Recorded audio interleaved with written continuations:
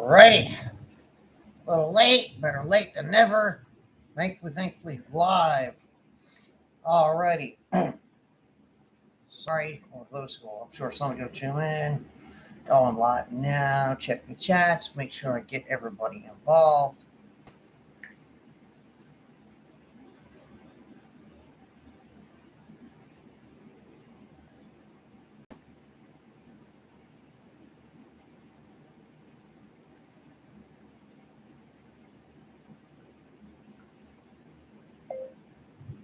How to pick the right turbo for your Fk8.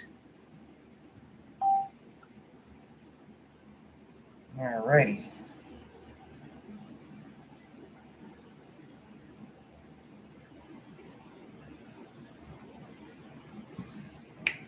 Hello, whoever is joined.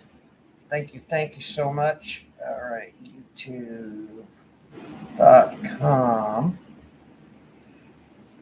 at Fk8 TD. There we go. What on earth? Alrighty, my computer is doing. My phone is doing silly stuff, ladies and germs.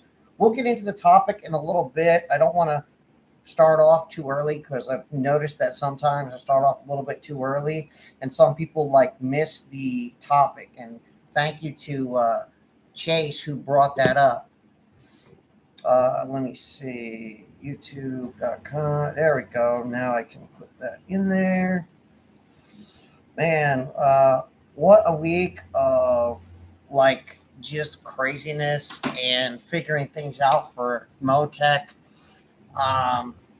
There's been some interesting, I don't want to say developments. It's just a matter of changes that I did not expect to have to make for Motec, interestingly enough. It's really just not as plug and play as people say. Yeah, just kind of craziness, man. I'll get into it in a minute.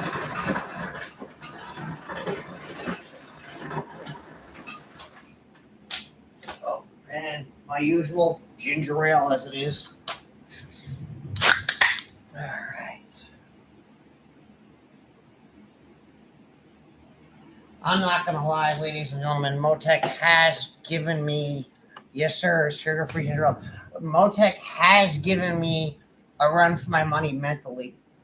It's been the linguistics and the stuff that they did. Thank you very much. That was yesterday. Thank you very much, Kelly. We need to schedule. You need to finalize your schedule now that I saw your name in there. So I believe I did message you, but we never finalized anything. Where are you? Yeah. Harness. Oh yes, harness. Thank you. So generally I just try to make the time, when I start the schedule, it basically means that I know that in the next week I can just squeeze somebody in somewhere. If I know that I'm slammed for a whole week, I don't want to I made a mistake. I was late to Zastri today, and I'm going to straight admit it. And thank you for having such a great understanding. Just awesome for guys who really can take that moment to show me, a little bit of grace. It means a lot to me because it is tough, man. It's tough, but you guys know this, man. Life is tough, but hey. So something interesting I think you'll guys find interesting about Motec. Where is that right up page? So I'm going in and I'm looking, I know how to set up the injectors and the injector data and all that stuff, but you have to assign outputs, right?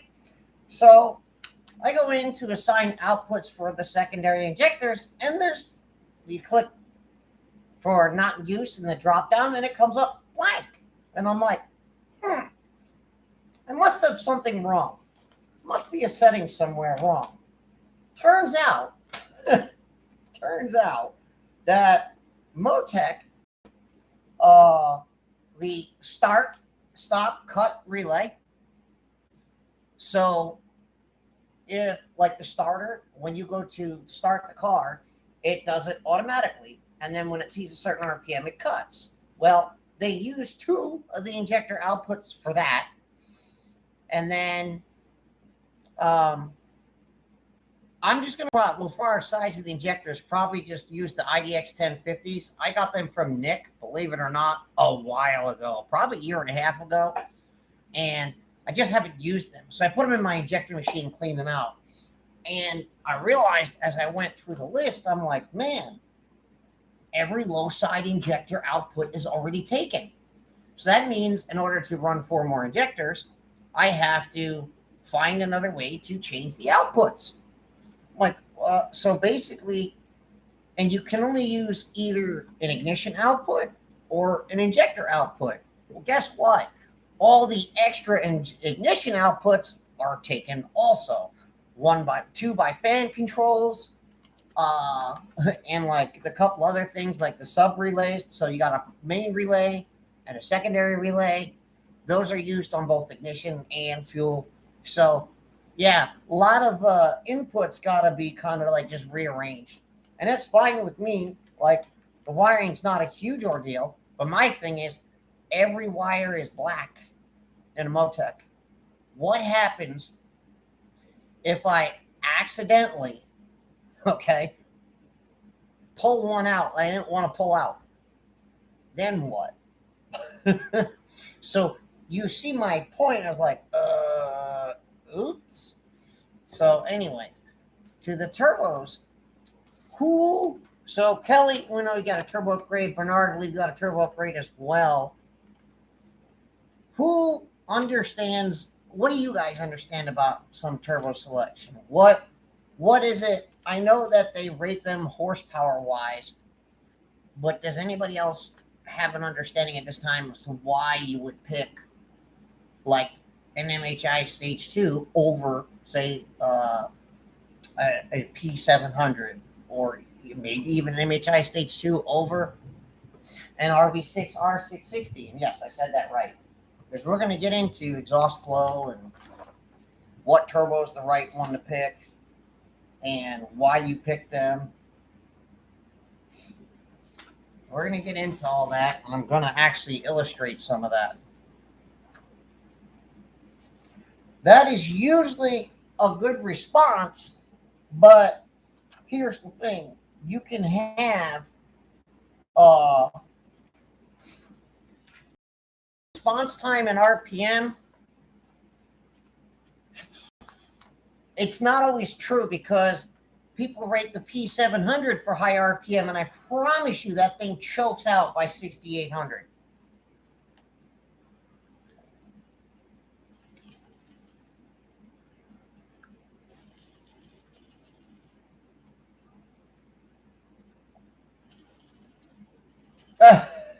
Spool noise. Well, there's more than one benefit. So one thing that's interesting, and a lot of people don't know this, you can actually have too small of an exhaust housing to the point where it hurts turbo response. Like, you can actually hurt turbo response by too small of an exhaust housing, because you will literally choke the motor down so quick in the beginning that it just won't make the initial boost. And there's a reason they have compressor efficiency tables and different size exhaust housings. So when you restrict somebody to, say, a P700, there's problems when it comes down to the exhaust flow restriction. And I'll explain. Let's do a twin turbo. All right, give me 2 G25 550s, and I'll see what happens, but I doubt it's, I'd have to do, man, that would be interesting. That would be psycho. 2 25 550s on a split manifold with a 49 AR on each, and see what, well, might have to still do a 72 AR on each. But that might be interesting. But I'm not crazy enough to do that, and the cost expenditure would be astronomical. And where do you fit two of them? Because a G25 550 is the same size. So you could do a sequential, but the sequentials, you always want a smaller turbo for the initial setup, and then yeah, on the FL5 it might fit, but also understand when you have no inlet, no intake, and no battery in your engine bay, there's a bit more room to work, which is what I have.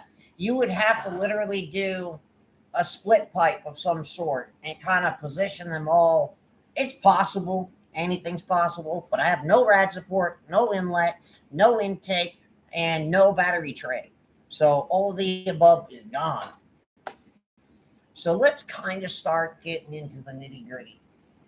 Well, first thing, and this kind of makes it relevant, is how much does your engine flow?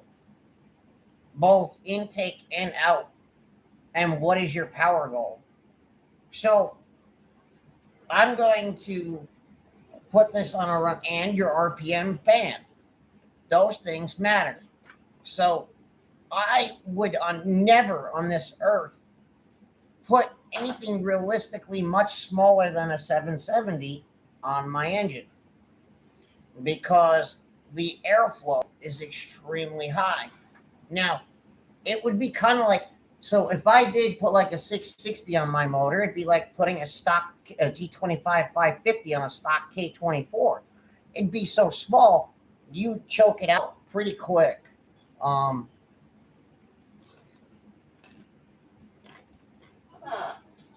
Or you just send that 550 to the moon. Valve size upgrade to stock port. What do you mean? So don't touch valve size. No, don't do that. It is an utter waste of money. You can make 1,000 horsepower easily with the valve sizes that are in the car. There's really no reason to change the valve size. The turbo selection, starting with horsepower range. There's your first part. Yeah, I know, but that's going to have to go. So your horsepower range is your first thing you want to think about, along with your total exhaust flow. I mentioned in stock throttle about a few times. And what do you mean times anything bigger? Is there anything bigger? Yeah, you can do ballet. But I'm not trying to complicate it. I don't need to complicate it. I'm honestly not going any bigger. So the first thing is you're going to kind of have to know the motor, and you need somebody who has to know the motor when you're choosing your turbo selection. Your horsepower range is your first goal, and then you need to figure out, where do you want to make your horsepower? Do you want to make it earlier? Because I think the connection is cutting in and out. I can't redo the stream. Let me see something. Let me make sure I'm not on the wrong Wi-Fi. No, I'm on the right Wi-Fi. I see some numbers cutting in and out. So your horsepower range, the engine's efficiency range, your cam range, where's the stock cam range? And where do we want to make power, and how much power do we want to make? So that's where we kind of start with the turbo selection. So, for example, all right, we want to make 500 horsepower, and we're going to need to go look at the compressor efficiency. And an acceptable turbo for that is both MHI Stage 2, RV6 R660, and a G25 660 for 500 horsepower range, and the stock cams. Now, we know this car, NA, does not make a lot of power. And that's another thing to take into consideration, starting with the NA power of the engine. So the NA power of the engine on this car is like 160 horsepower. It's pathetic. And the reason you can kind of verify this is generally when you add 15 pounds of boost to a motor, okay, you generally double your NA output. Well, on a bigger turbo, generally around 15 pounds. Well, guess what? It's around 300 and something horsepower. And even kind of almost close on a stock turbo, you can kind of get to that range. So now, you know, okay, 300 horsepower. I have a compressor mount. And you got to do about 10 pounds a minute for every 100, about 100 wheel horsepower, more like 90 wheel horsepower. So now, if I go into this chart, this is in bar absolute, which is why it starts at 1, and really 2 bar is 14 psi.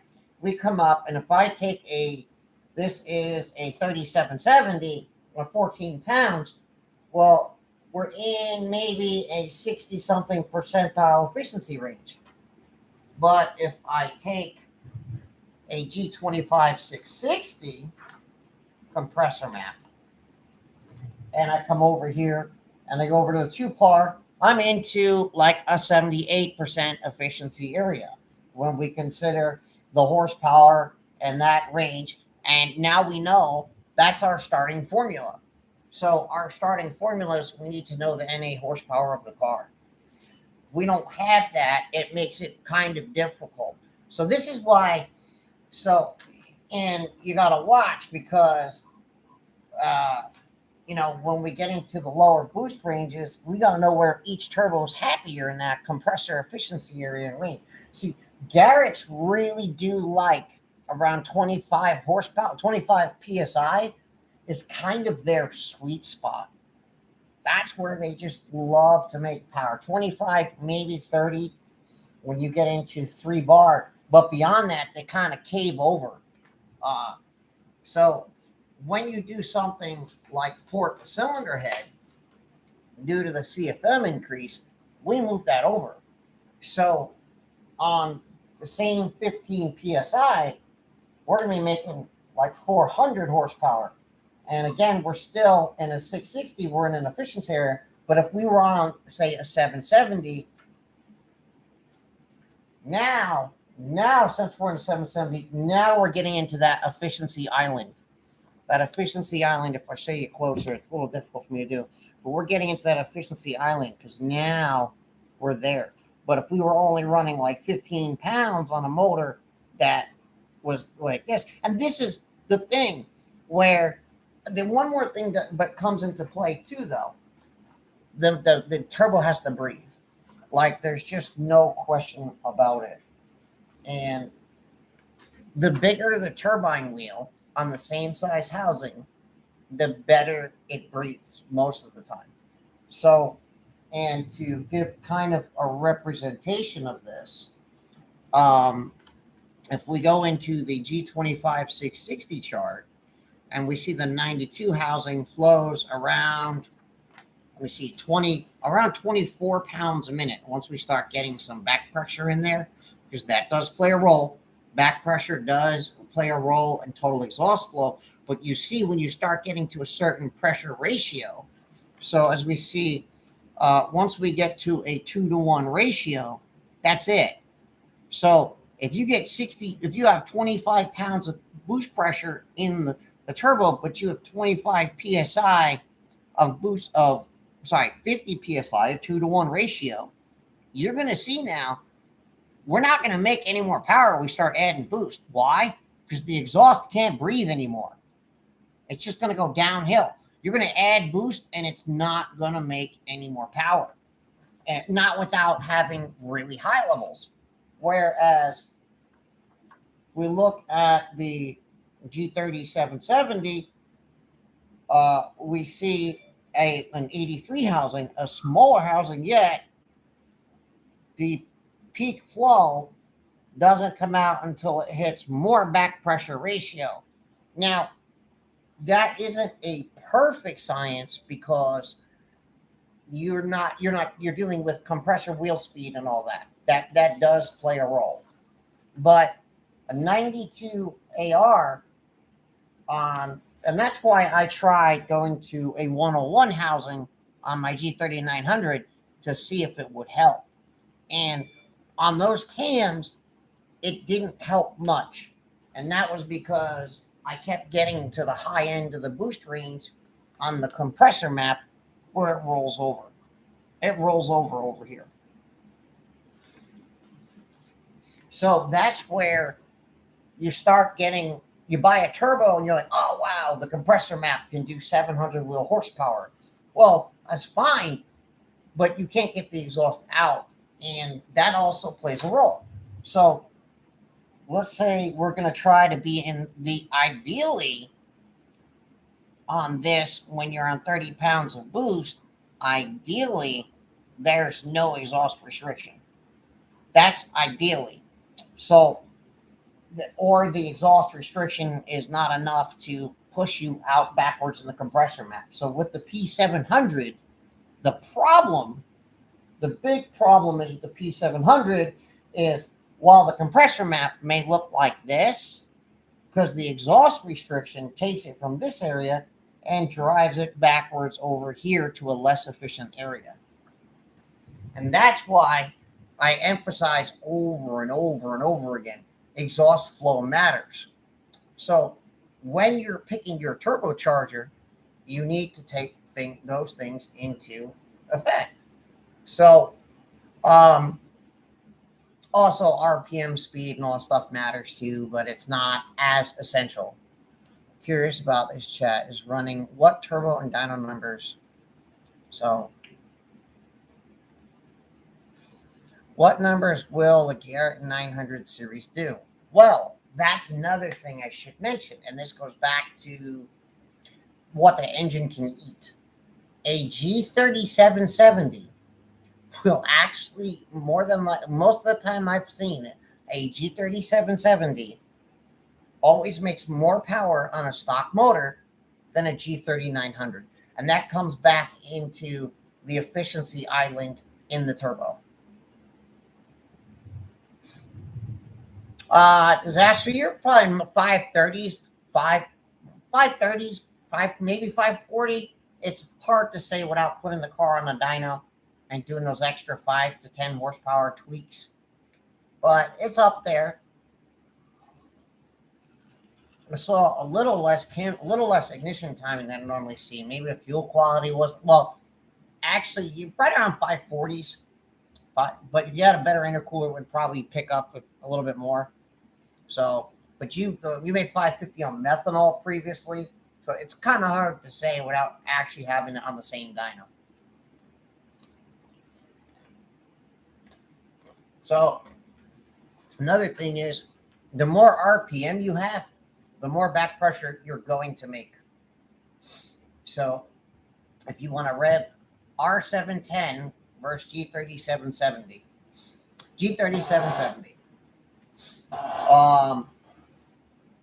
So let's go back to, now I'm not saying it's not a good turbo, but the exhaust flow, if we were to look at these, while we don't have an identical housing size, if we were to kind of split these housing size to get to an 82, you'll see the exhaust flow is right around 22 pounds a minute due to the turbine wheel size.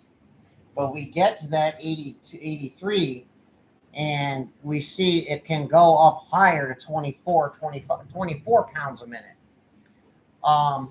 That's a function of turbine wheel spacing, like the blade spacing. So if I take a precision, we can see we have a pretty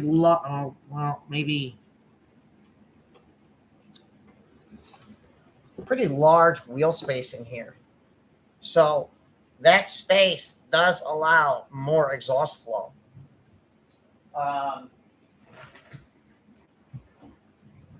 The turbine, how many blades are in the turbine wheel? Somebody was gonna, I guess somebody maybe saw this. There's two types of E-gates. This is the more expensive one. I'm kind of half regretting going this route, but everybody uses an E-gate these days. So this is the butterfly version. So the non-butterfly version of the E-gate will simply just look like a standard wastegate with a big motor on top and some wires. This butterfly, I don't have any tools on me at the moment, but literally it's kind of like a throttle body. However, if you look, there's some unique cuts here, and it's on both sides. And the way this is set, basically, it allows that when it opens, there's no pressure to bend the butterfly either way. So, yeah, it's big. They only make this in a 50 millimeter. And to kind of put this in perspective, I don't think I'll have a wastegate control problem.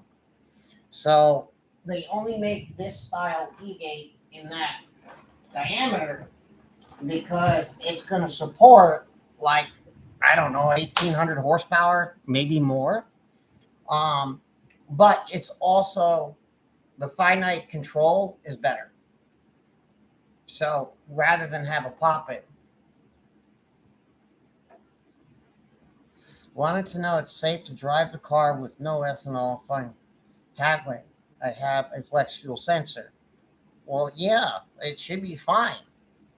Unless somebody's done some crazy things to the ignition tables, if you have a flex fuel sensor, there should be no issues. You know, unless somebody's done some really wonky things to the ignition tables, which really, ethanol doesn't really affect standard driving ignition.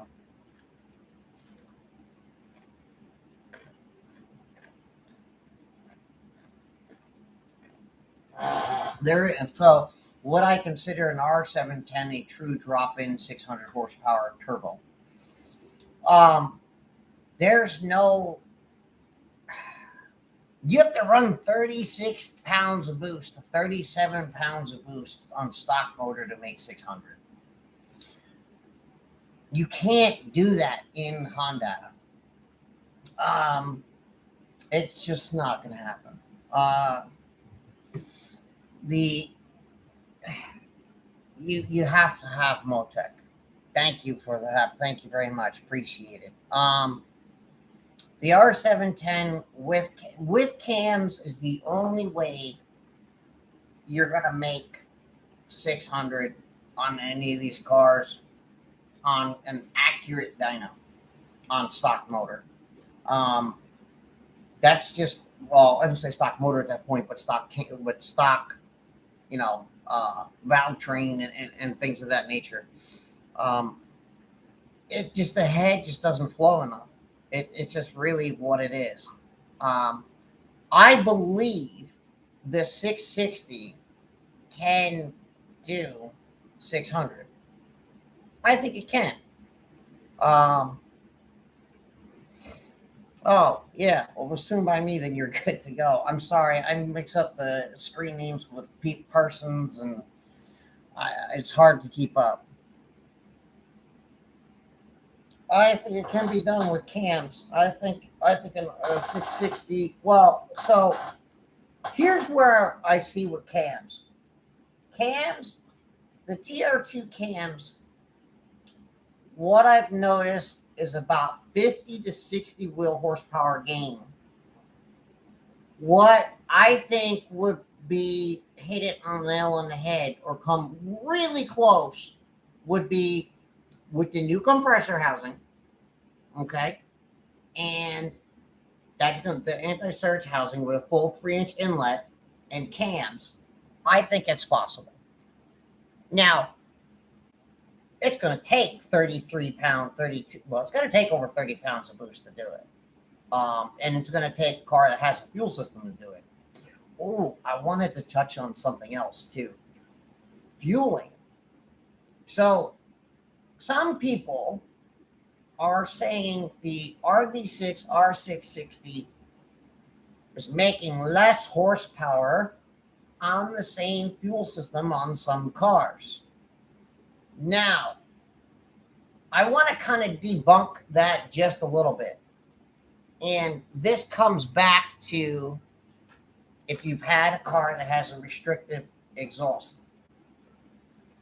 when you have a less restrictive exhaust, you can get away with running a leaner mixture. And I don't mean like downpipe. I mean the turbo has to be less restrictive and the motor has to breathe. If you have, and that's because you clear the exhaust out of the cylinders. So having a turbo like an RV6 R660 with a bigger hot side can breathe better and run leaner and still be safe. When you have a lot of back pressure, like on a P600 or a P700, it's just going to do nothing but make heat, and you're going to put more fuel in it.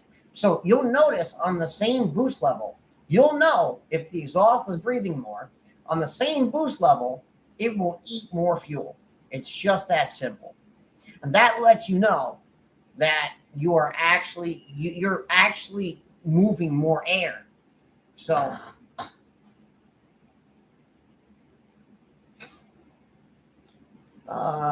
best turbo to hit 500 with the least amount of lag. That depends on what you've got done to your record. But the R660 spools, but you need fuel. It spools better than that. Honestly, spool better than the MHI.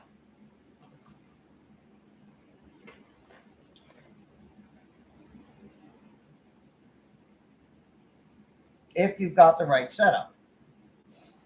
But if you've got any sort of restriction in the exhaust or like a catted downpipe on a RV6, it's going to slow it down a lot.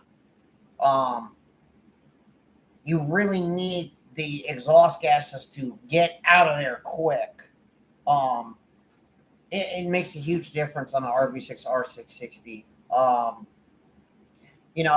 No problems making 25 pounds by like 3,300 RPM, which is stupid on type 20, maybe even that was earlier than that. So, that's like really good spool. An MHI would be, I would go between the two, an MHI or an RV6. What are the thoughts on the Kelford cams for the K20C1? So the Kelford cams, do not be deceived by the lift they are cleaning.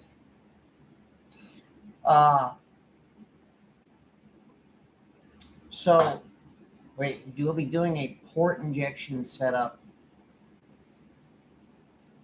XDI does not sell Honda Accord direct injectors. You can't, they're not the same injectors. One's a Denso and one is a Bosch. So don't try buying XDI injectors and stuffing them in your cord. It just won't work.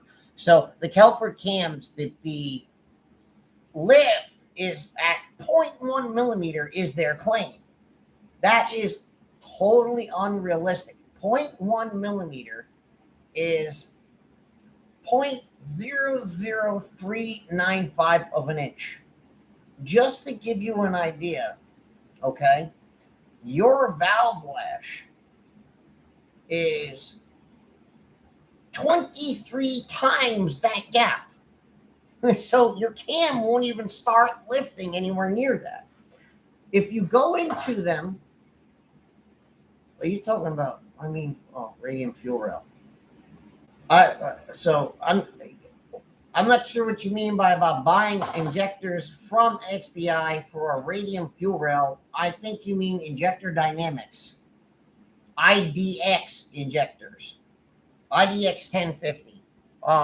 The lift on the Kelford cams is completely, go to the 1 millimeter lift, and that's still not, that 1 millimeter lift is still half of what your standard, less than half of what your standard valve lash. So when you come down to the Kelford cams, take that 1 millimeter lift and then reduce yet another 5% of the duration. So even if we do to the Kelford cam stage 2s, they're smaller than TR3s. Kelford cams K20C1. So the TR3 cam specs are, and they mark it as a drag racing cam. And to be honest with you, that's not a drag racing cam. the TO3 cam duration at 0.5 lift, 0.05, 50 thousandths lift, is actually bigger than this is at 1 millimeter. And this is at like 39 thousandths lift. So the total lift is actually, I believe, less as well. Well, net lift, they have it the same. So, and again, it's in millimeters. So 12.5 millimeter to inches. It's 0.492. So it's the same lift. It's the same lift because the TR3 cam specs, let's see, TR3 cams. Now, they are cheaper, but I didn't notice any sort of, let me see, do they have the specs? No, but I have the specs. These are TR2s. I have the TR3 cam specs. So the TR2s, the duration on the TR2 cams are, to compare to theirs, are 220 and 229. Well, that's actually, let me just get the TR3 cam specs. They used to be up on the website. Oh, they are. There they are. So the Kelford cams are claiming a duration of 240 and 242, while at a smaller lift measurement, where TR3 cams are 234 and 238. And I'm pretty sure you're going to find out that actually might be a carbon copy of the TR3s. And that's why they did that. And probably the best way I would say to kind of maybe compare that would be go to the Skunk 2 cams and do a comparison on that. Let me see.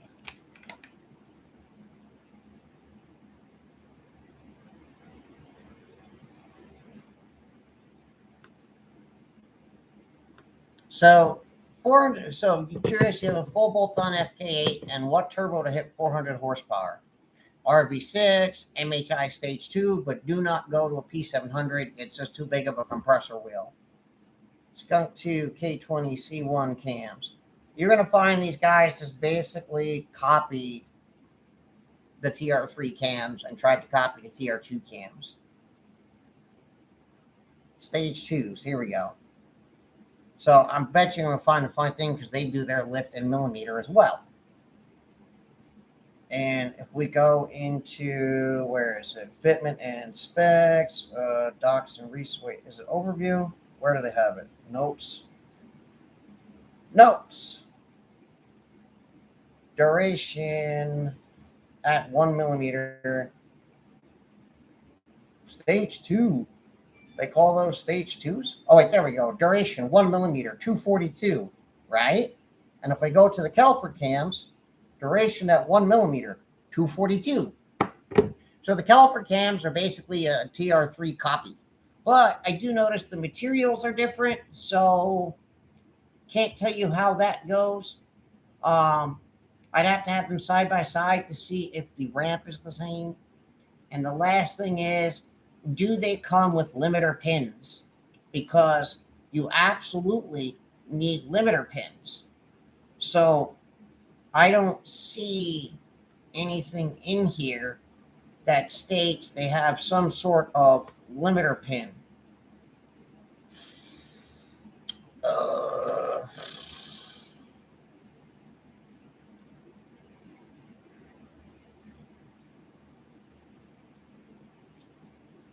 So yeah, the IDX 1050s are a good size injector to use for the Accord.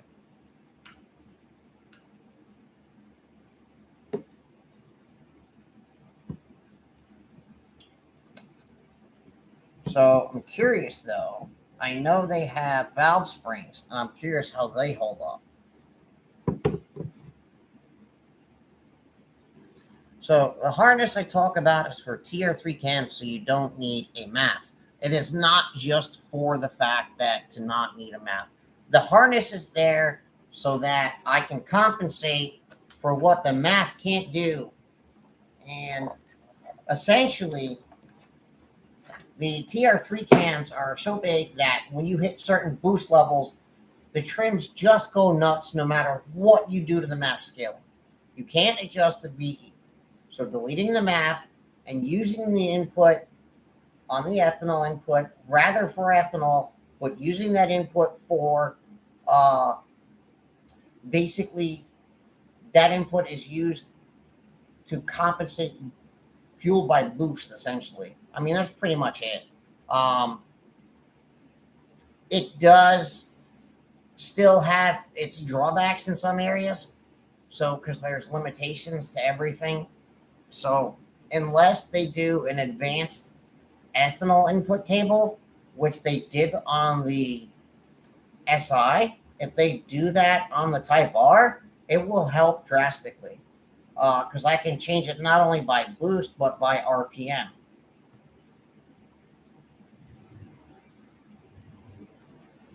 Are baskets in stock? No, not really. I just had to wait weeks to get one basket for a customer. It's 2 to 4 weeks for a basket.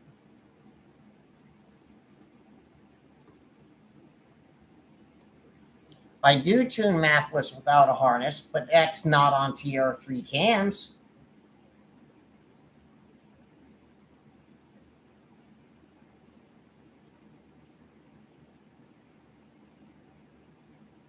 Yeah, Chase is breaking my chops. I made him oof.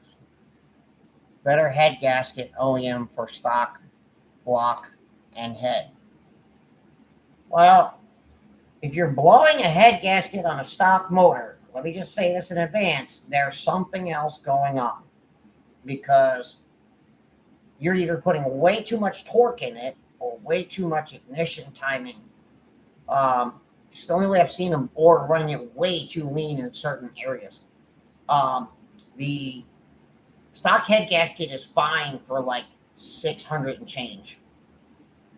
I would, but if you really are persistent on going to a better head gasket, I would do a JE Pro Seal and nothing else. Thoughts on higher compression piston. So on a higher compression piston, it's like a catch-22. When you have a higher compression piston, you have less area in the cylinder to fill.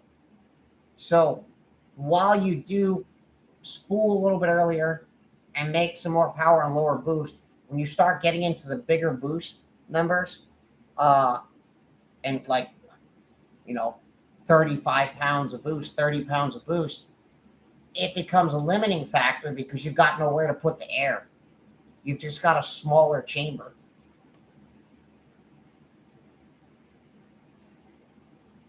.27.1 Kuru turbo for the Fk8.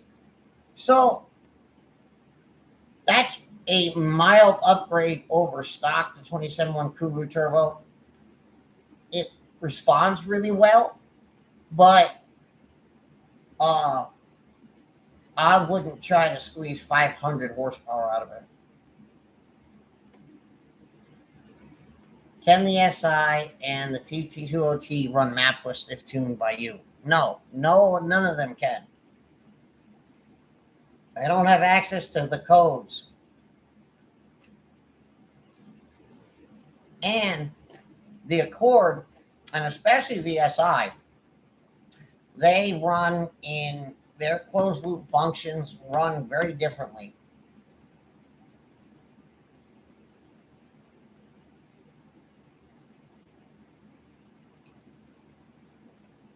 What's up, Chris? RB6 versus G25 660. So the 660, here's what I would do with a 660. I would buy a 660 with a 92 housing, and that would be your advantage over an RV6 R660. The reason I say that is because you can't go bigger than an 82 housing, or it's an 81 on the RV6 turbo. That's just as big as it can go.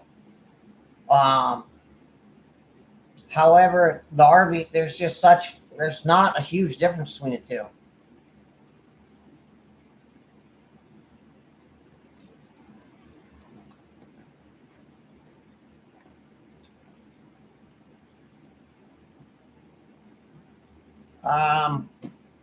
So looking to buy all the E-lines. So Chris, what you would do is buy the V2 gauge kit, V1 V2 gauge kit for PRL, and buy the fuel tank feed line.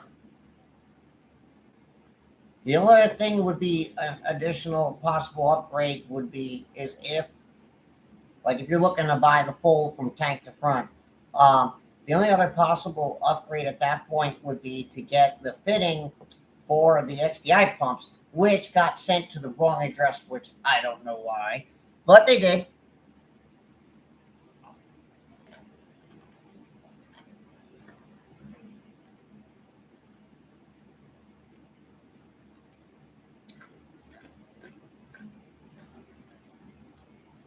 How much can an RV 660 push? I don't know yet. I have not had a motor. I have not had a car with cams and an RV 660 with enough fuel. Like, I haven't had one with cams yet. I need one that the 660 can flow more. But it makes mid 540s to 550.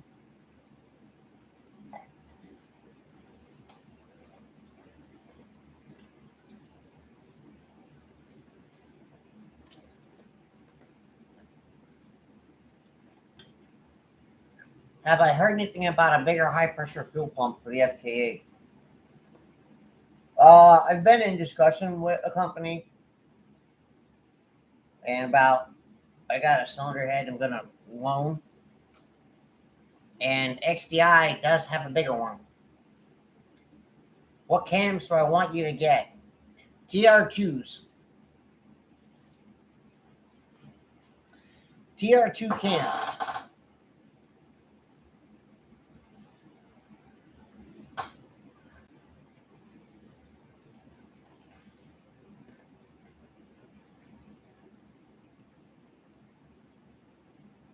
CSS versus closed deck. The CSS closed deck versus sleeve. Pros and cons. Well, technically, a sleeve is, they're both closed deck at that point. Even the Golden Eagle is technically closed deck because the actual fingers or extensions that sit out. So a CSS will run a bit cooler, but the thing I kind of really don't like about these engines is the fact that the very top half of the sleeve terminates earlier. And there's this little thin area of just aluminum on top. And that makes that area, that sleeve, during the combustion event prone to cracking and splitting. So while a CSS does keep the sleeves from kind of moving around as much, that's still a failure point if you turn around and you get aggressive with ignition timing or torque. That really becomes a setback. So that becomes, the regular sleeving runs hotter. Like, that's the big con. The big con and the only con that I know is sleeves run hotter. There's no other, they hold up better over time. A regular sleeve, a true like sleeving.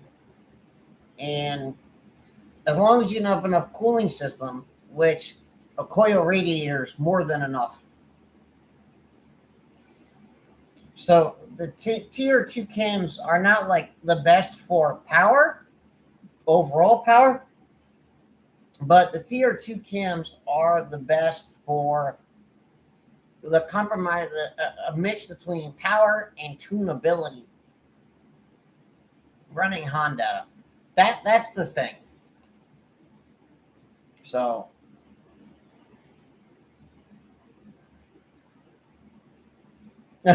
CSS counter strength. So the other thing is with sleeving a block is you really got to have the right person sleeve it. If you have the wrong person sleeve a block, it's going to be your worst enemy. So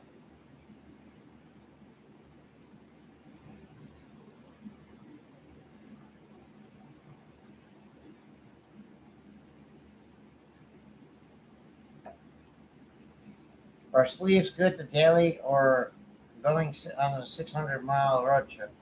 So sleeves are fine. There's no, just to kind of like clarify like some sort of myth, like a sleeve motor. The only difference between a sleeve motor and a non-sleeve motor is there's more sleeve material. There's no, my car doesn't overheat. 100 degrees out, 80 degrees out, it doesn't matter. The only thing I have that makes, and even with the bigger turbo on it, you just got to have enough cooling system for it. The only thing that sleeve motors are not great for is like doing 40 laps on a circuit. That's where you better have extra cooling system there, a lot extra. So a CSS, if you're a guy making 600 and you're doing laps, like 10, 15 laps or so, you're better suited towards a non-sleeve block.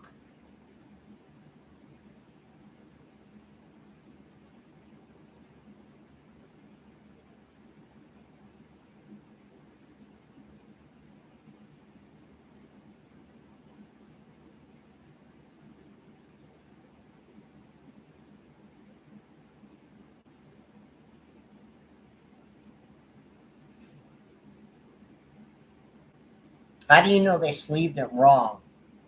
It either starts to burn oil real fast or blows head gaskets. That's it.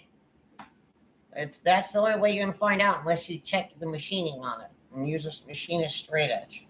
It's gonna leak coolant, blow head gaskets, burn oil.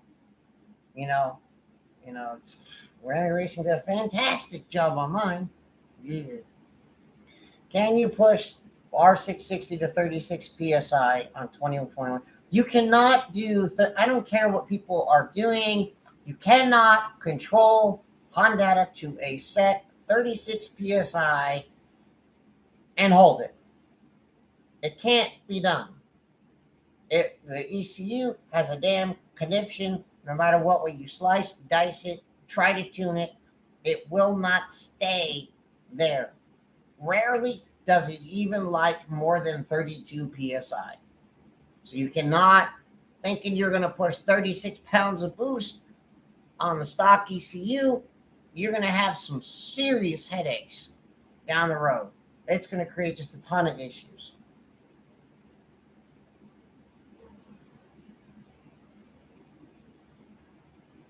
Not that I would try to push that turbo that far. I don't know. I just don't like the idea of that. The smaller turbos don't like bigger boost pressure. And that's got a lot to do with the compressor wheel design and stuff like that. The compressor map. So another thing, and this is interesting. You guys might find this interesting if you look it up. So you see the drop off here, right? In the compressor map. Go look at a G3900 compressor map and go look at a G4900 compressor map. And you're going to be like, well, what's going on here? Why are they different? And if you look at the G4900, you'll notice the compressor map extends up over here more. Extends up over here more. And what they did was they extended the inside here. The tip of the actual compressor wheel is extended out more. So this is the inducer, and the other side of it is considered the exducer. So they actually extended the exducer to allow more boost.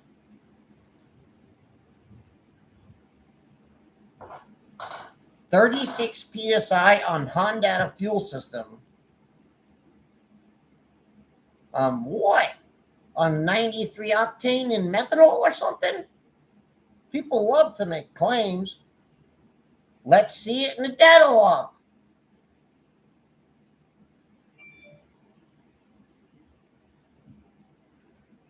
Just to clarify this, like a 250 air charge is 33 psi.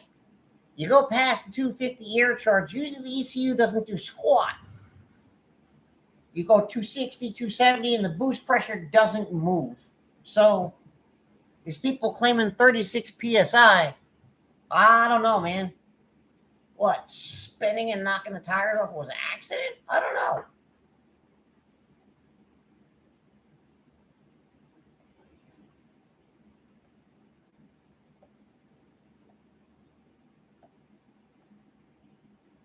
So, DOS6 Fk8, my motor's fully built with every fuel system up for ported head tier 2 cams. The thing is, though, when we get above 550 horsepower range, you got to go to a bigger injector than what I offer for the most part.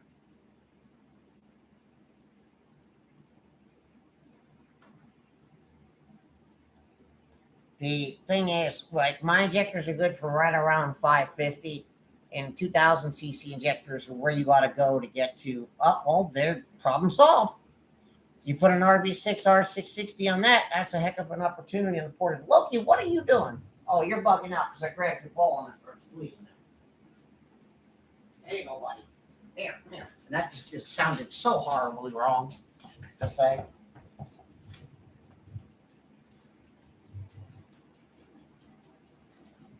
Well, a basket should cover it. More than enough fuel. Well, 710 is not the same comparison to a 660. So,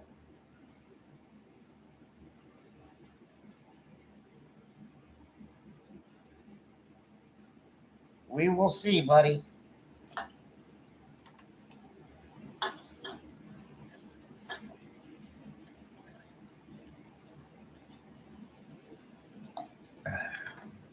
You know, I mean, there's enough exhaust flow in an R710 to make 600.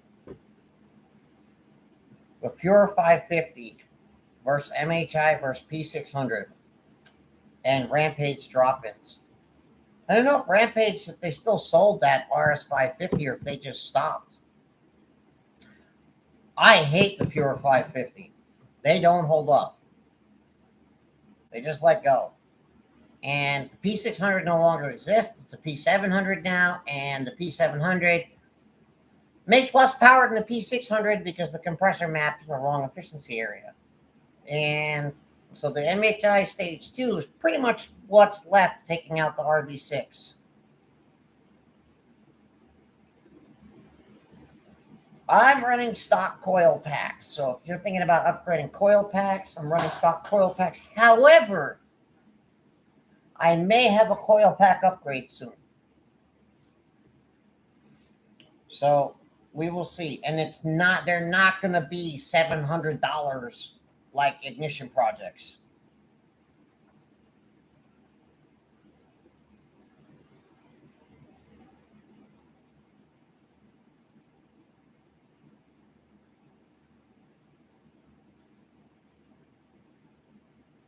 With the pure 550s, they don't hold up. They blow up.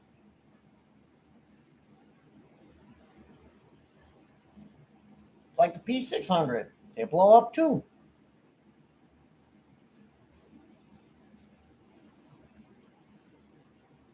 We gotta see, man. I gotta check them. I gotta check them for resistance. I gotta check them for output. See how much spark discharge they create. Make sure they're not too hot, start burning out plugs and stuff like that. I mean, realistically, the primary charge of the coil is what matters. The second, as far as saving it, G3770 with a catalytic converter. Niche. It's never going to spool. Unless you're on a ported head, it's never going to spool. If you add a catalytic converter to a G3770, it will never spool.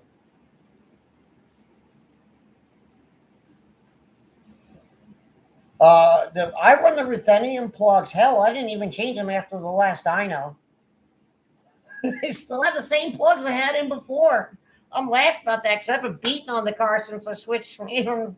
I just thought I pulled them out. I looked at them, and go, they're fine, and I put them back in. God. So the ruthenium plugs that I sell are great. I've had no problems with them. So here's another thing I should mention. A lot of people can focus on heat range, and heat range really becomes a problem when you're really like doing time attack and that stuff and really big horsepower. But usually you combat spark plug heat range by adding more fuel and cooling the cylinder down.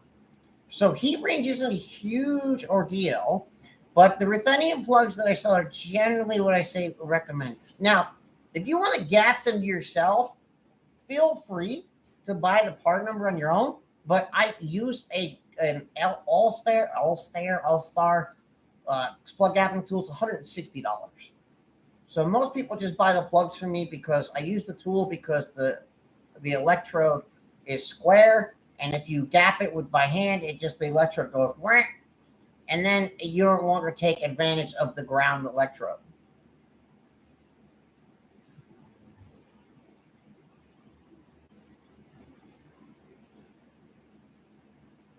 Yes, as right now, so the MHI and RB6 is a better turbo upgrade. Absolutely. Over what's out there right now, those are the two best. Who has a catless downfall? I obviously do.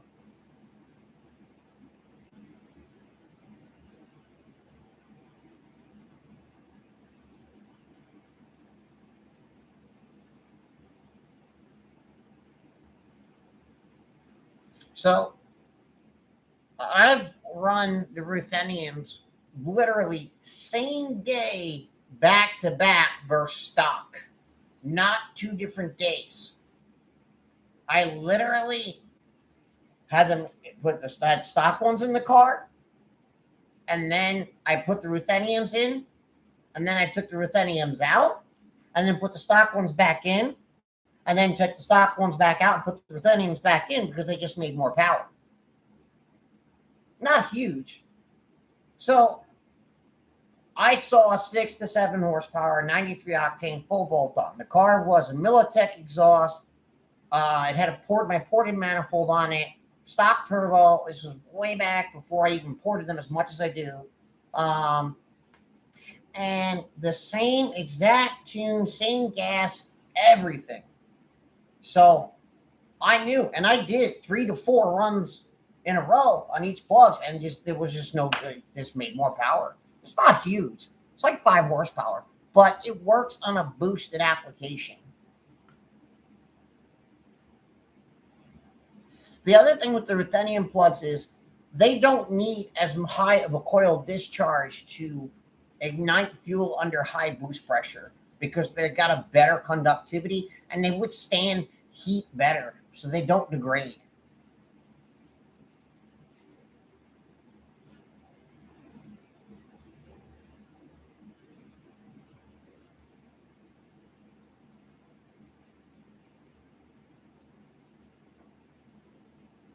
So, and I'm going to go back to this. The Broke CTR says something about the hit or miss with the RV6, and that's because they don't understand when a turbo exhaust breathes more exhaust, it can be run leaner. It won't eat more fuel. You're wasting fuel. So let me explain why the RV6 turbo people are like, oh, well, I've lost power on the RV6 turbo.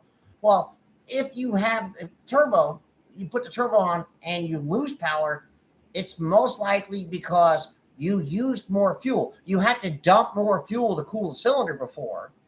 And now that you have a higher flowing exhaust housing, now it's just wasted fuel. It doesn't do anything.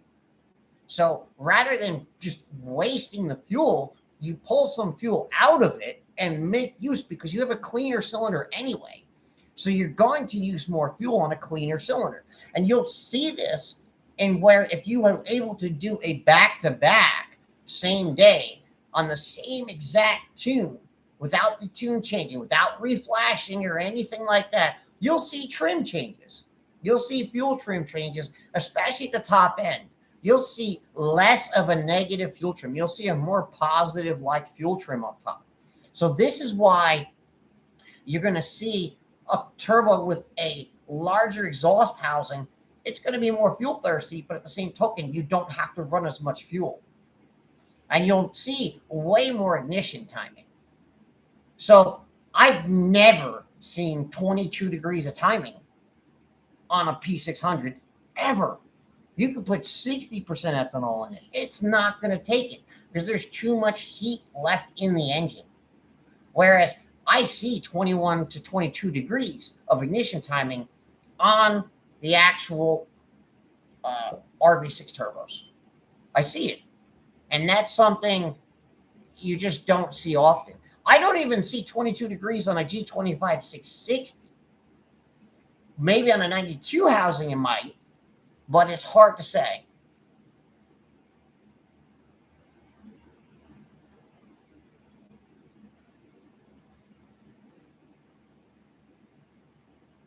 Yeah, I do have, yes, I have the spark plugs in stock. I need updates on the fuel system being in stock. I've only received one XDI pump of 4 I'm supposed to get. So, it'd be nice. I've had them on order since January. Maybe even earlier than January. I've had some on order since before then. If the big thing is not the whole fuel system is the problem is the XDI pumps, like mega back order. So let me see. Speaking of,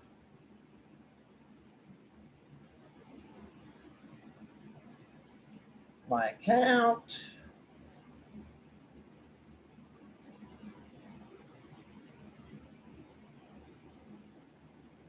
Funny thing is, you'd think I'd get a little bit of a kind of nudge of treatment, being I share a lot more information, but negative. Let me see. Orders.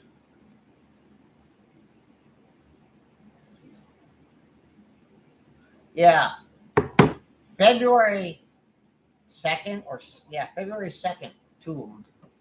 So it's just frustrating. What is your idea setup for 600 horsepower on ethanol? Engine build included? No, not needed. G3770 TR2 cams, 2000 cc injectors, XDI pump, the fuel basket assembly, my modified high pressure line, ported manifold to definitely help when absolutely needed, but it helps all the time. NVIDIA R300 exhaust, R400 exhaust, and Mishimoto intercooler, or an Ultimate Racing, or the intercooler that's on my car. We're going to start making more of them soon. So just need to get the crash bar. But that's pretty much it. Not complicated. Tried, proven. 30 PSI makes 31 PSI makes 600 at 7,700 RPM.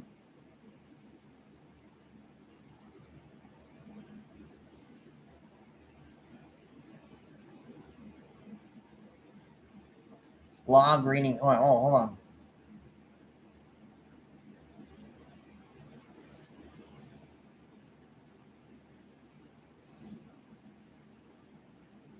Would I need a new base map to start the car, or can I drive it out to the shop until I get it tuned? So yeah, technically you can put the injectors on the car, but you're gonna have if the car resets the fuel trims, it's gonna run really rich. I don't recommend it because that's a 20 some odd % difference in fuel. You can do it. You can drop injectors in from your stockers to mine, but I don't recommend it. So, yeah, valve train, that's another thing. You need springs and retainers.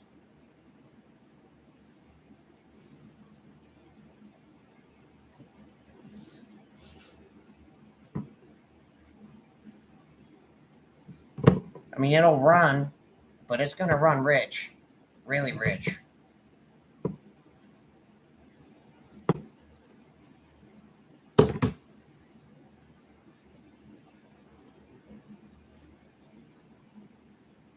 Am I going to start taking core exchanges for fuel baskets? No.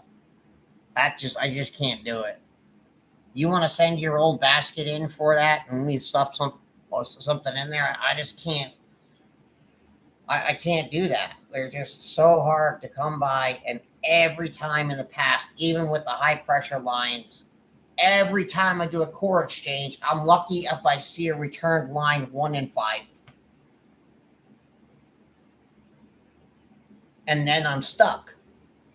Then I have to go buy a brand new basket to go give somebody else for a used basket price. I can't do that. That's why I started charging more for the fuel line exchange service, because I never get them back. And then I got to go out and buy a brand new one to exchange for somebody else's used one for, a used line service. Makes it extremely difficult.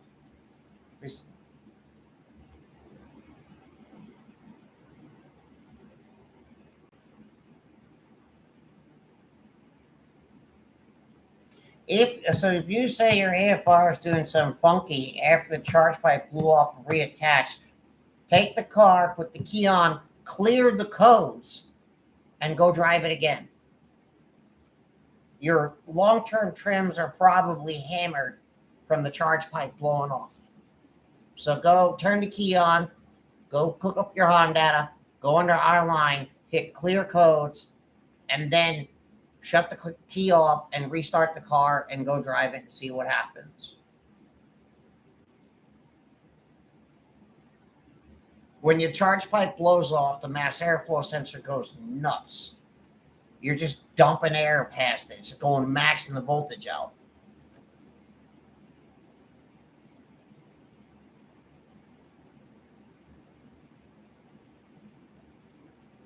Well, if the charge pipe blew off and you're still having a problem, it's going to be a couple of days before I get back into more logs. I'm just so far backed up, beating my own skull in over this Motec rearranging outputs. Drove me nuts.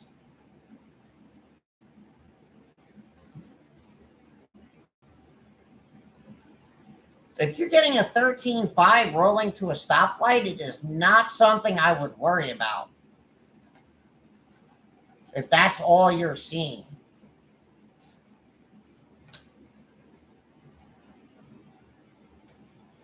The ECU, so let me explain a little bit about the ECU, because it has a long-term trim. Like Motec doesn't do a long-term trim, okay?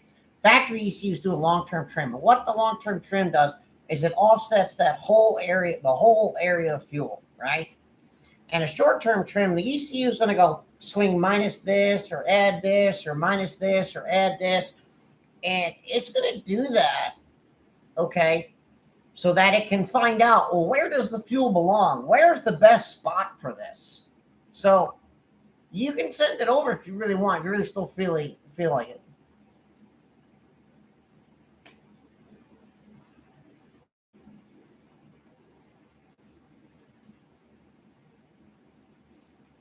No, none of my cars have broken the OEM bypass valve, and I kind of want to touch on that. The orientation of the bypass valve, 1, matters. 2, when you run more than 33 psi, okay, or in the case that the ECU sees a problem, the first thing it does is slam the throttle plate closed. And without the solenoid. And the second thing it does, if it really doesn't like it, is opens the bypass valve. So if you have a problem where there is a control issue, you can blow up one of the bypass valves. I have never seen it where there is a non-mechanical issue on the car and the car is tuned right, one of those OEM bypass valves failing.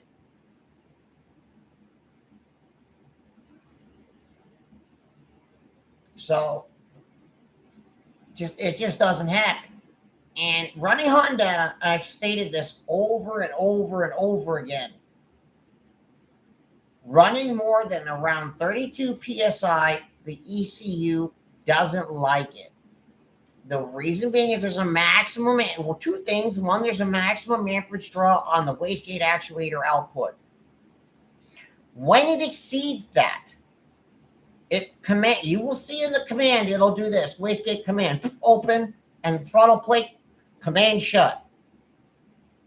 Doing that wreaks havoc. If you bypass that solenoid, that's another reason you might blow up one of those bypass valves. You actually bypass the solenoid. If you put on the bypass valve and you just hammer one side down and go prep, prep, prep, you can have it where the bypass valve doesn't sit flush or clean. There's many ways that you can destroy a bypass valve on a perfectly good turbo. It's very difficult, but it can be done.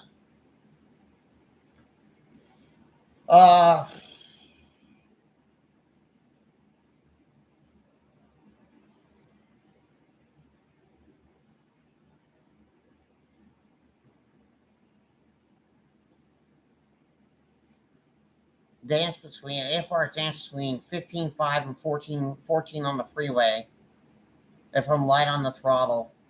So that definitely sounds like you've got some sort of leak still going on when they start dancing around like that.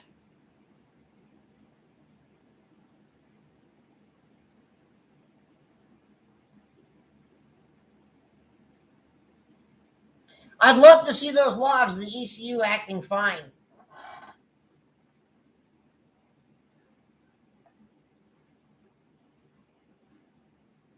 People make a lot of claims.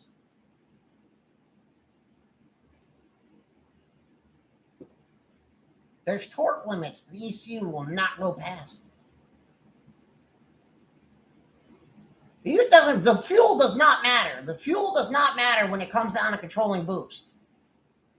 That's not how the ECU works. And if you put race fuel in it, it's more ignition timing, it's higher torque calculation, the ECU rejects it more. I'm not going to get into that. Really not.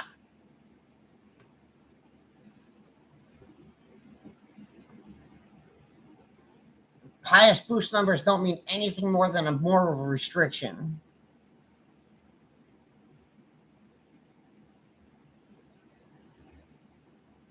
Ported heads and TR3 cams, wanting 600 wheel horsepower on E85.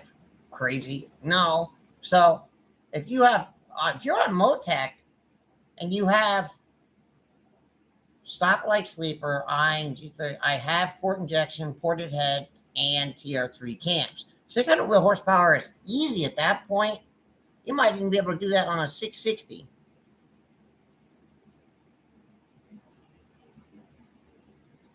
Between spoon turbo and the RB6. I haven't done a spoon turbo yet, and I couldn't answer you on that one. Sorry, buddy.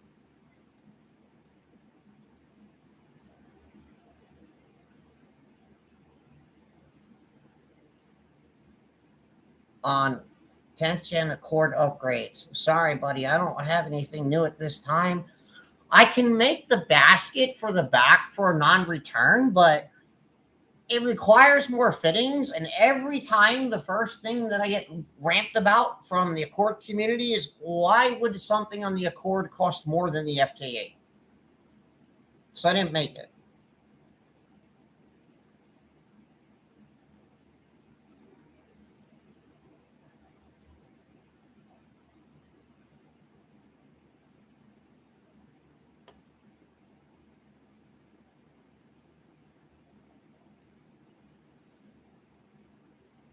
What do I think about running the RV6 660 with a stock cat? I don't know.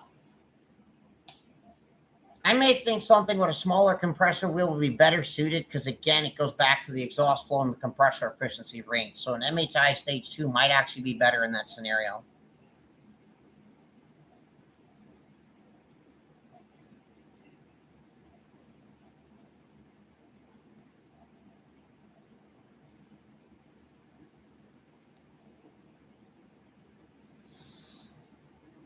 Motec's going fine, except for the port injection. Basically, they used injector outputs for other things on the car. So they like used an injector output to turn on the fuel pump. They used the injector output to start and stop the starter relay. So that's 2 injector outputs right there. Stuff like that. They used the low injector outputs for, there's only 6 injector outputs for the low injector side to add port injection. So they used all 6 for other things. So I've got to rearrange a bunch of stuff. And there's 8 ignition outputs, but they used all 8 ignition outputs, 4 for the coils and 4 for other things. So changing over to port injection is not as simple as just plugging in some pins. You've got to move stuff around.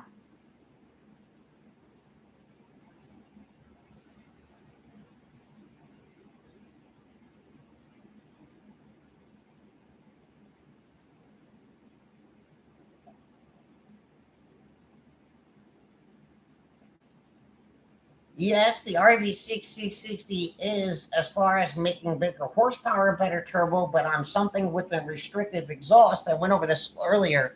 When you have a restrictive exhaust, you can't get the air out. Therefore, you can't get the air in. So instead of being in a certain compressor efficiency area, you push it over here to a less efficient area.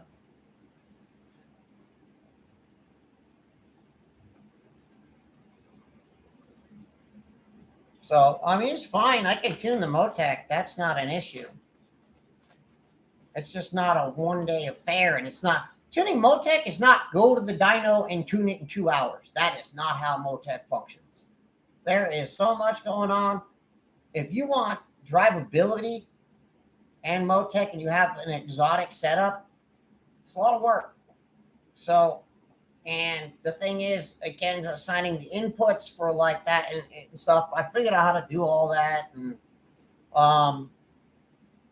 you know, but having them set in the right spots, it just becomes, it's not exactly fun, you know.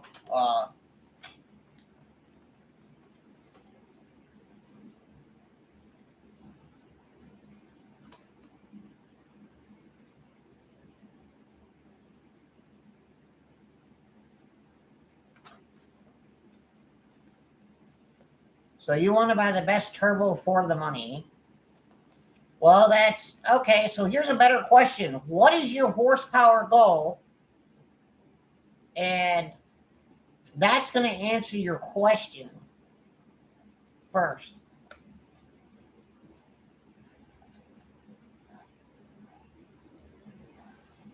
One, to answer your question, no, that is not physically possible.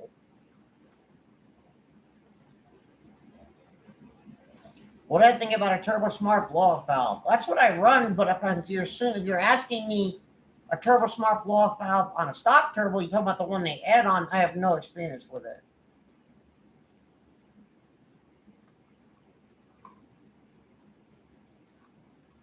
So Motec is better suited at my power level that I'm at now.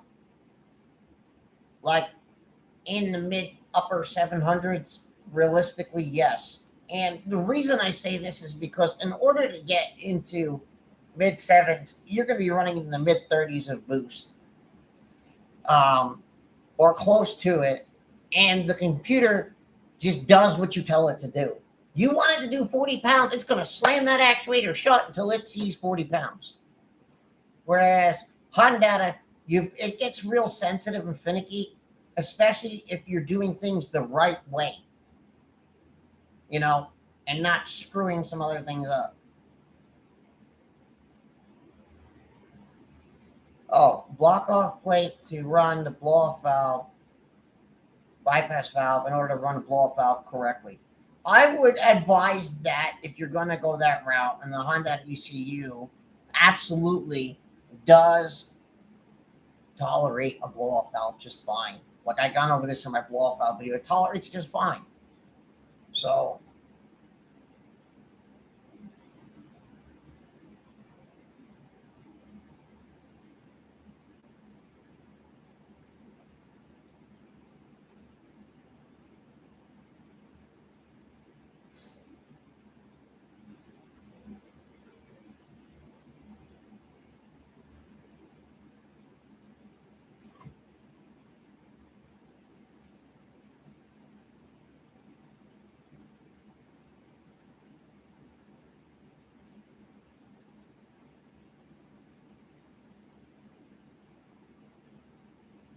Holy shit. What the fuck? Damn. Wee.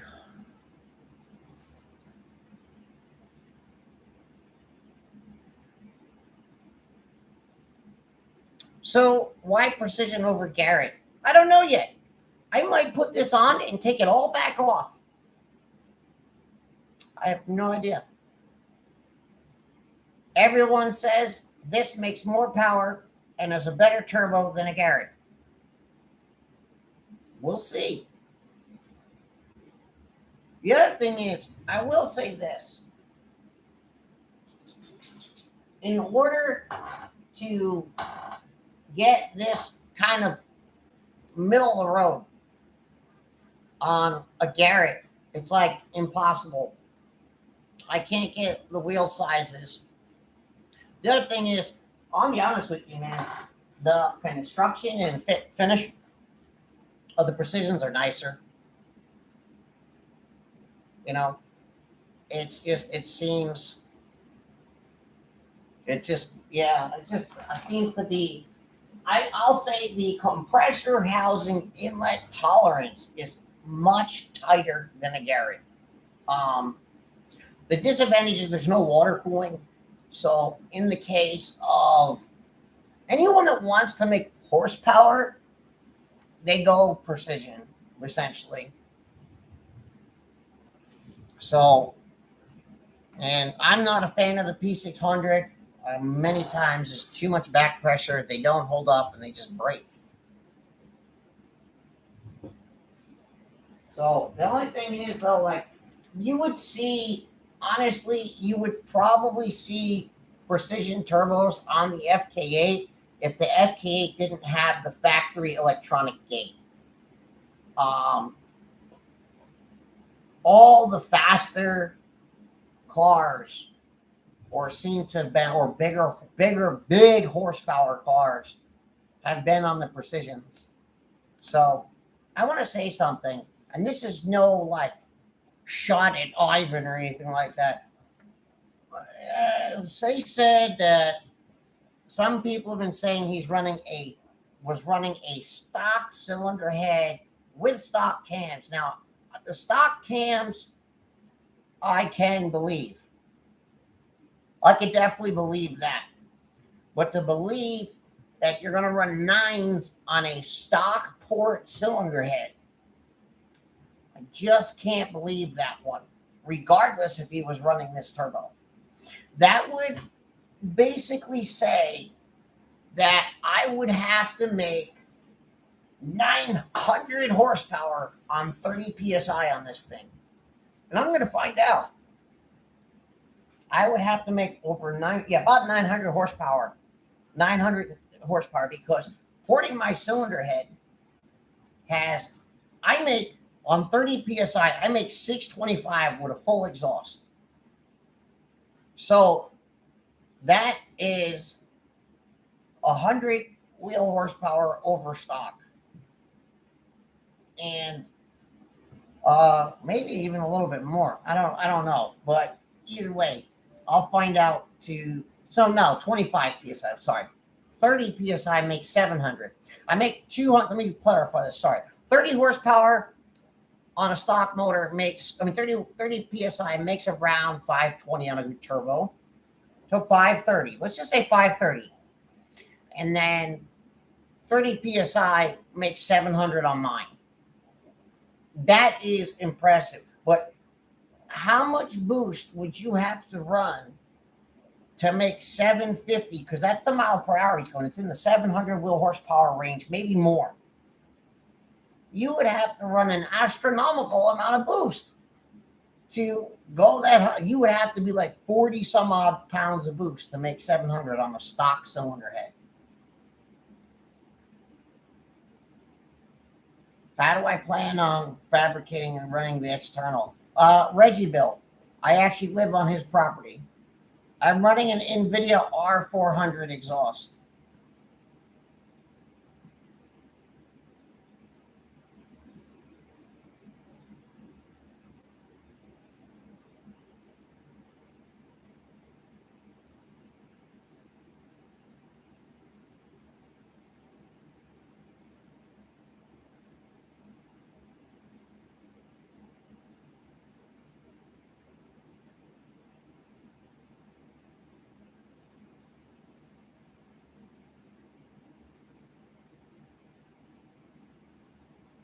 Okay, so let me see how far. I gotta drive quite a drive tomorrow.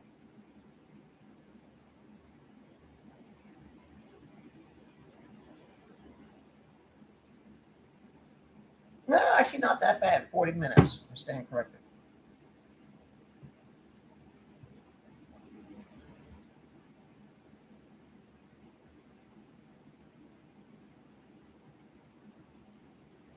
No, you're good, Brandon. It's fine, man. Brandon, where are you located? Are you South Carolina? Wait, so you're saying, yeah, tune, obviously.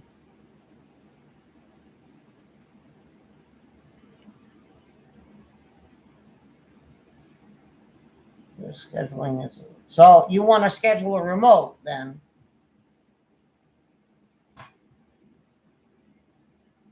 Just don't text past like 11 because I'm out by then. 11 Eastern time. Is the Remus a good exhaust to buy? Honestly, guys, the only ones that I've had, like the exhausts I've had are like the Tome straight through 3-inch, the NVIDIA R400, or off the top of my head, as far as exhaust goes, the only ones that I know are like really 3-inch all the way through and not like some knockdown at a divider.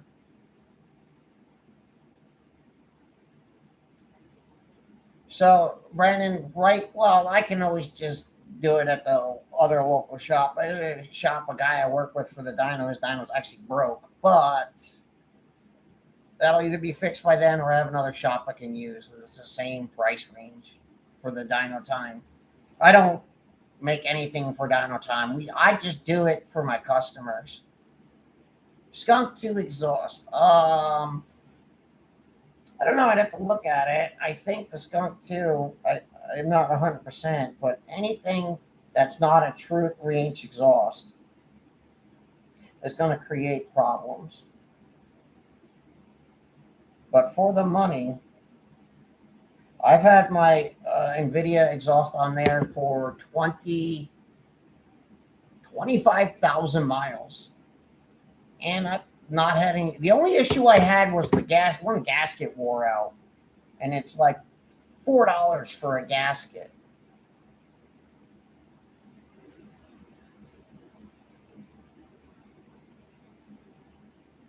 Well, let me just start with any exhaust that's that inexpensive usually comes with some sort of drawback.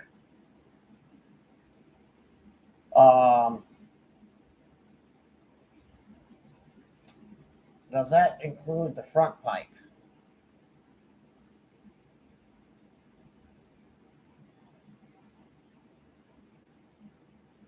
So, into the comments of making 530 wheel horsepower on a Skunk tube exhaust. I made 532 wheel horsepower on a stock catback exhaust on cars before. So, while that isn't bad, I'm not saying it didn't contribute to the power. However, the stock exhaust flows pretty damn good for like, you don't really start to see a huge restriction until like, it's more about running into boost pressure areas. So like 30 pounds on the stock catback, as long as you have the downpipe and front pipe.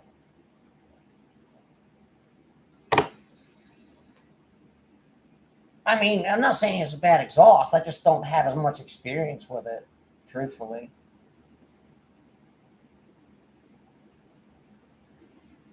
And it doesn't look like it has the front pipe. Is it 3-inch? Yeah. So, but it says, so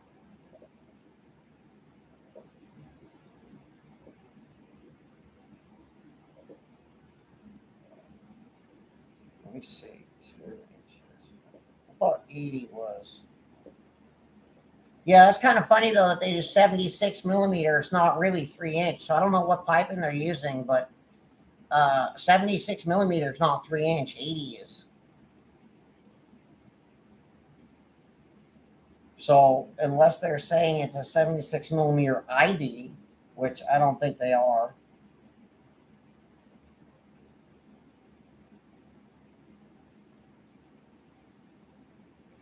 I've seen guys do something as simple as cut the stock resonator out, put an aftermarket resonator in, and then the stock exhaust flowed like shit.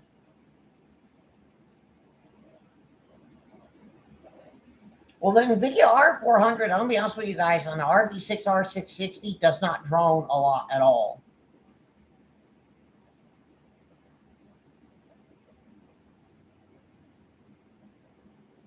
Going dump exhaust, like dumping it straight down?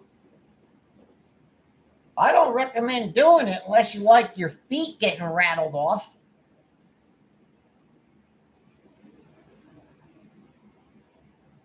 Because I tell you what, man, I tried that.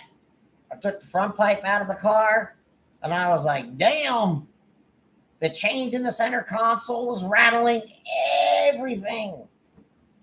Drove me nuts. Bro, I got out of the car. At least, so at the time, I think I had TR2 cams in the G3900. And I got out of the car, man. I drove it up and down the street maybe 2 miles. And my feet tingled for like the next 25 minutes. And I don't even have solid mounts. I didn't have solid mounts at the time. All I had was, built-in foot massager was an understatement. And my feet like, I was like, oh my God.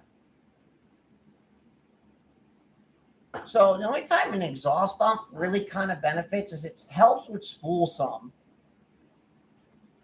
But I've already proven our NVIDIA R400 exhaust is good for 800 plus wheel horsepower, and doing so at 8,000. Well, I was starting to see some ignition kickback on the high RPM.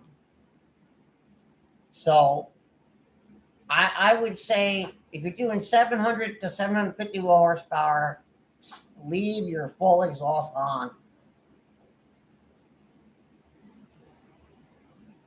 Can I use 90 octane once in a while if I tune on 93? No, you cannot.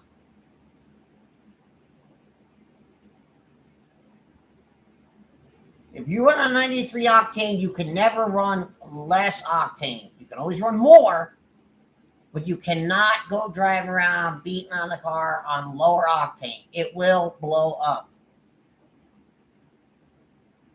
You're better off tuning it on the lower octane and then going and putting more octane in it. But don't go too crazy either, because if you tune it on 93 and go put, VPQ16 in it, you're going to lose power.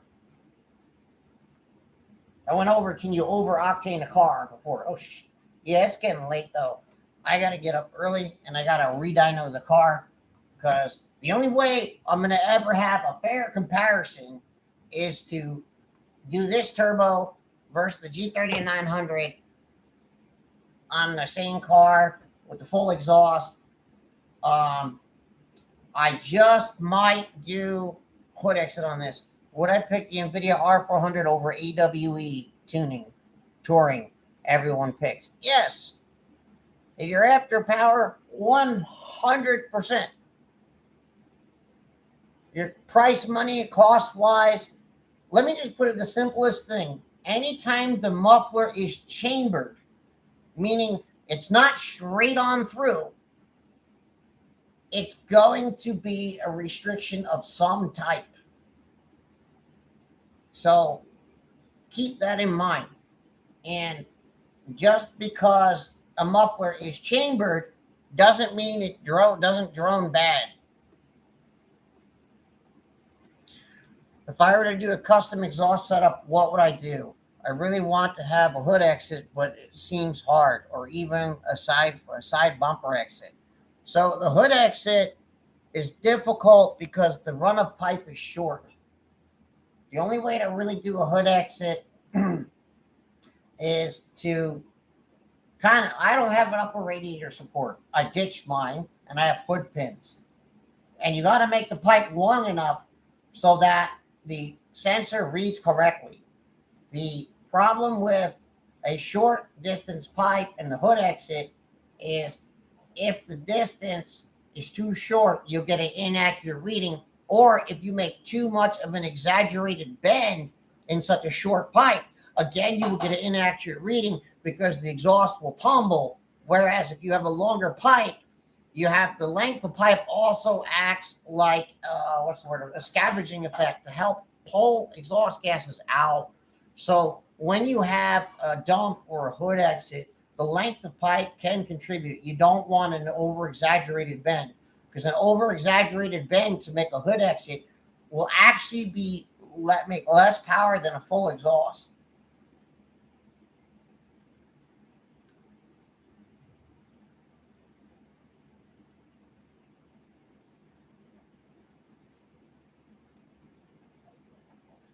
I'm going to be honest with you guys, I don't have all the experience with exhausts, but here's what I would do if I was dumb enough to spend the money.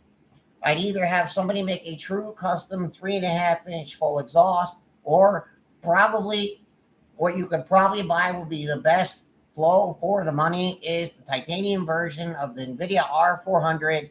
It is a true 80 millimeter internal diameter exhaust made of titanium. Titanium is kind of the irrelevant factor. I wish they just made a true 3-inch internal. All 3-inch exhausts out there that are currently there are 3-inch externally, and the internal diameter is smaller. So depending on the wall thickness of the tubing, the NVIDIA R400 is a true 3-inch external with a thinner wall tubing, which gives it a slight edge in internal volume. Anyway, guys, I'm going to run. I got to get the car ready for tomorrow. I didn't even do that. I've been so far behind on everything. I will chat with it. I'll see you guys later next week. Same time. Try to find another decent topic to bring up and see what we can figure out here for next week's topic. All right, man. Everybody, have a great weekend. And we'll see what she does on the dyno tomorrow. Different dyno. I'm leaving my R888s on there. So that's probably going to hurt the numbers a little bit because it's a big-ass 315 tire.